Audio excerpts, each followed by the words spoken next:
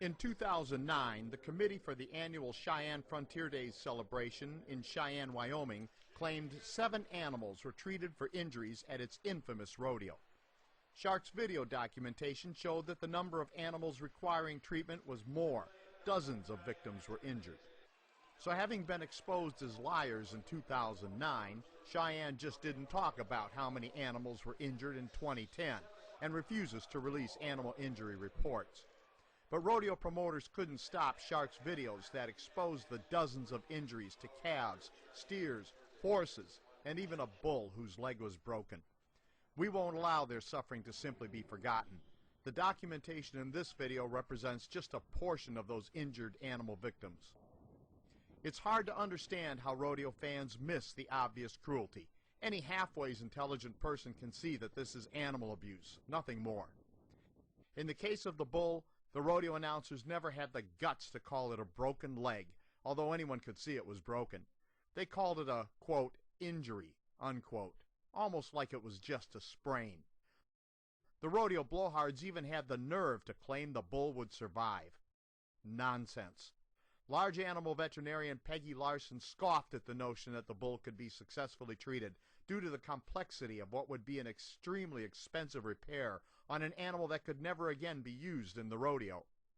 Dr. Larson stated, quote, a perusal of the literature of this type of fracture in this breed and temperament of animal reveals that repair is not possible, unquote. Dr. Larson said that if the rodeo claimed the bull was still alive, she'd like to examine the vet's work. So would we, but that will never happen because the bull is dead, although he wasn't even counted as a victim of the rodeo. Cheyenne rodeo promoters admit 5 animals died, but they take no responsibility. They even tried to put a positive spin on that number. Rodeo spin Dr. Bob Budd claimed that given all the animals used, only 5 deaths somehow shows how well the animals are treated. Mind-boggling. That kind of nonsense is a fine example of rodeo propaganda. As I said, the rodeo doesn't release general animal injury reports and doesn't respond to inquiries about specific animals either. Why? Because the true number of rodeo animal casualties is higher, much higher. If people knew the true cost to the animals, rodeos would lose most of their spectators and even more of their sponsors, although both spectators and sponsors should already know better than to support this cruel nonsense. If spectators want to see phony cowboys, they should just watch a John Wayne movie. These are just performers in a cruel circus. Real cowboys don't have time for this silliness.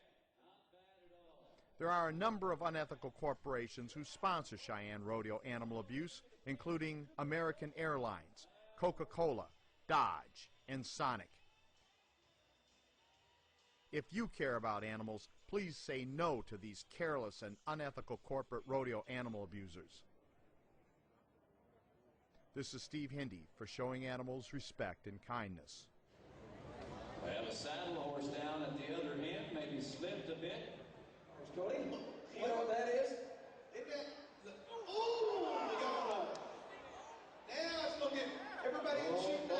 Everybody in shoot 9 is in there now. Everything is okay. Everything's all right. I told you it's going to get wild. It's going to get western.